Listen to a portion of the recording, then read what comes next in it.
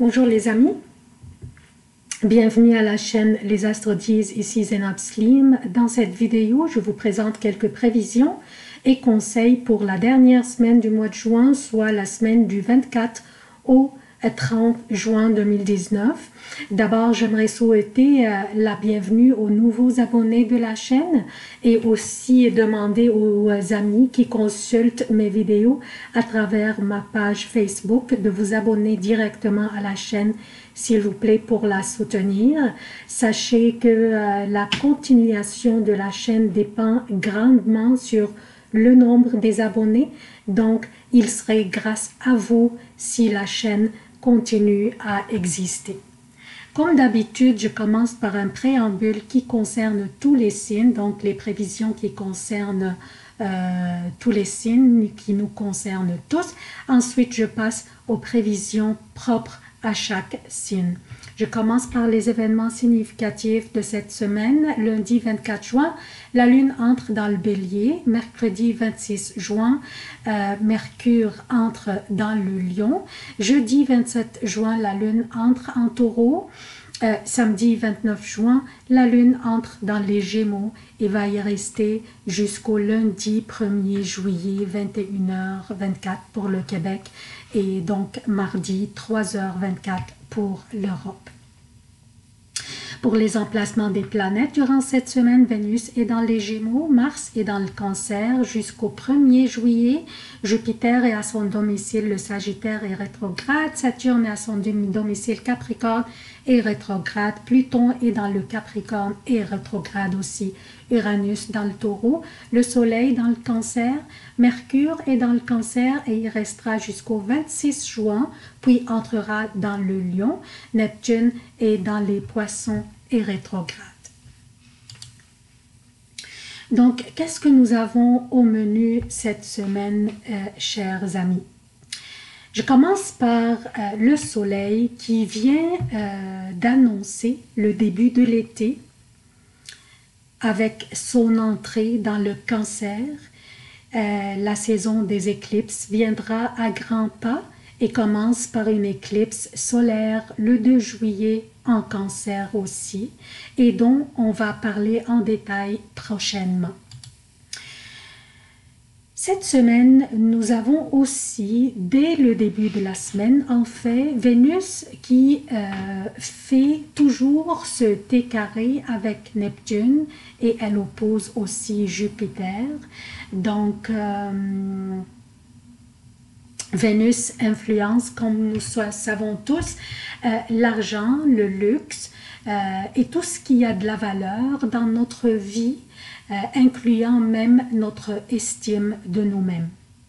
Et ce carré que fait Vénus avec Neptune va influencer notre sensibilité et insécurité.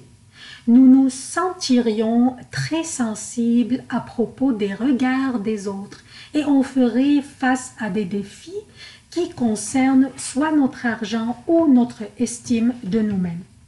Nous pourrions prendre des mauvaises décisions à propos de nos finances, mais aussi ces défis pourraient être reliés à comment nous nous percevons et comment nous pensons que les autres nous perçoivent.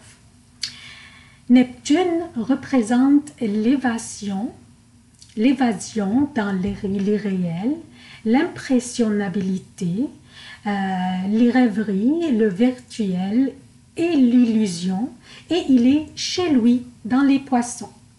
Bien qu'il est rétrograde, mais son énergie est pas mal puissante chez lui. Neptune faisant ce carré avec Vénus, qui est dans le Gémeaux, réveillera en nous le doute de notre propre valeur et notre estime de nous-mêmes. Notre insécurité pourrait régner et nous nous sentirions vulnérables aux commentaires ou aux critiques des autres, ou même au regard des autres. Si nous voyons, je vous donne un exemple, si nous voyons d'autres personnes discuter discrètement, notre première pensée pourrait être qu'ils parlent de nous. Donc, Ça c'est un petit exemple. Certains d'entre nous pourraient être concernés ou plus affectés que les autres. Tout dépend de l'expérience dans la vie, de l'âge et la maturité personnelle, ou même de la résistance à ces pensées négatives, et aussi le niveau de l'indifférence à ce que les autres pensent de nous. Cependant, ceux parmi nous qui sont vulnérables au niveau psychologique, ceux par exemple qui souffrent de l'anxiété ou de la dépression ou n'importe quelle autre maladie psychologique, pourraient être plus vulnérables que les autres, et cette énergie qui durera quelques jours jusqu'à la fin du mois de juin serait dangereuse pour eux. Alors, portez s'il vous plaît une attention particulière, soyez disciplinés à propos de la prise de vos médicaments par exemple, bien sûr s'il y a lieu. Donc aussi, portons une attention particulière au comportement de nos enfants et nos jeunes. Comme j'ai dit tantôt, l'indifférence à propos des opinions des autres se développe avec l'expérience et la maturité. Alors, nos jeunes pourraient être considérés vulnérables aussi, et ils pourraient avoir besoin de notre guidance pour traverser cette énergie de ces quelques jours qui viennent. Aussi, on pourrait avoir tendance à exagérer et dramatiser les situations et à amplifier l'importance des commentaires, et on serait très sensible, surtout que Mars est toujours dans le Cancer. Un petit truc pourrait nous aider à surmonter des situations difficiles serait de prendre un petit recul, prendre un papier et un crayon et écrire ce que nous ressentons pendant, comme émotion négative, par exemple. Je vous donne un exemple sur une émotion négative comme malaise, anxiété, stress, tristesse, etc. Ensuite, analysons la situation en nous demandant quelle serait la raison qui engendre cette mauvaise émotion. Et à la fin, poser les questions qui pourraient nous aider à remédier à la situation sans endommager notre image ou notre objectivité. Les questions pourraient être: est-ce que c'est si grave? Serait-il utile de réagir d'une manière conflictuelle? Quelles seraient les conséquences si je réagissais de telle manière? Est-ce que les autres qui sont impliqués dans la situation sont vraiment mal intentionnés? Ou c'est moi qui amplifie la situation? Posez-vous ces questions et je suis sûre et certaine que votre intuition vous guidera. Donc, on a parlé de Vénus et du T-carré qu'elle fait avec Neptune. Nous avons aussi cette semaine Mercure, l'énergie intellectuelle qui va changer de signe. Cette semaine, Mercure est une planète à suivre de près à cause de son effet sur notre prise de décision, sur notre quotidien aussi, sur notre interprétation de la communication, donc presque tout aspect dans notre vie qui implique la communication avec autrui. Mercure entrera dans le Lion le 26. Le 26, le 26 un peu tard dans la journée, donc le 26 il sera dans le Lion, c'est la maison de l'amour, du plaisir et des créations. L'énergie du Lion est très confiante et très expressive, et Mercure aime ça s'exprimer. Donc, une belle combinaison d'énergie et va nous rendre très expressifs et créatifs. C'est une très belle énergie pour les personnes qui travaillent dans le domaine de l'art et de la littérature. Donc, ce sont les événements les plus importants pour cette dernière semaine du mois de juin. On passe maintenant aux prévisions propres à chaque signe. Bonjour chers Sagittaires, voici vos prévisions pour la semaine du 24 au 30 juin 2019. Je commence par souligner le fait que le soleil est maintenant dans votre 8e maison qui est le cancer.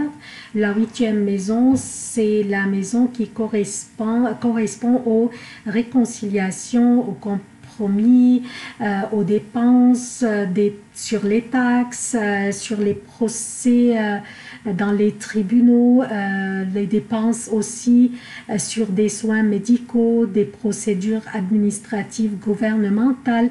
Donc, le soleil est dans cette 8e maison qui correspond à tous ces aspects.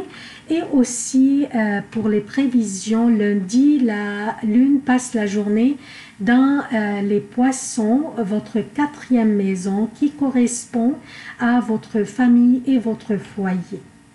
La lune fera la lumière sur des affaires qui concernent votre foyer ou votre famille et en lien avec les aspects de votre 8e maison que je viens de mentionner et où se trouve le soleil. Ces affaires ou dépenses imprévues pourraient vous causer un peu d'anxiété, mais pas nécessairement que ce soit négatif. Il pourrait s'agir de la déclaration d'une naissance d'un bébé ou il pourrait s'agir d'une procédure administrative gouvernementale pour l'achat d'une maison ou peut-être d'un héritage. Donc, ce n'est pas nécessairement que ça soit négatif. Mardi, mercredi et jeudi jusqu'à 9h30 pour le Québec et mardi, mercredi et jeudi jusqu'à 15h30 pour l'Europe. La lune sera dans le bélier. Un signe de feu est très favorable pour vous. Et en plus, c'est votre 5e maison, celle qui correspond à l'amour, au plaisir, au loisir, aux créations et aussi aux enfants. La lune dans cette maison fait un beau trigone avec votre gouverneur Jupiter qui est dans votre signe à vous. Une abondance de beaux moments régneront vos journées et rendront l'ambiance chaleureuse et plaisante pour vous, chers Sagittaires. La lune éclaire cette maison et vous rend dangereusement séduisant. Chers Sagittaires, la chance vous sourira et une très belle énergie vous habitera et rendra votre joie de vivre contagieuse. Alors profitez-en, profitez de cette période que je viens de mentionner. Jeudi après 9h30, vendredi et samedi jusqu'à 17h pour le Québec et jeudi après 15h30, vendredi et samedi pour l'Europe. La lune sera dans le Taureau, votre 6e maison, et vos journées seront très chargées. Des responsabilités et des tâches se multiplient et rendent vos journées un peu énervantes. Mais ces journées seront mieux que les prochaines.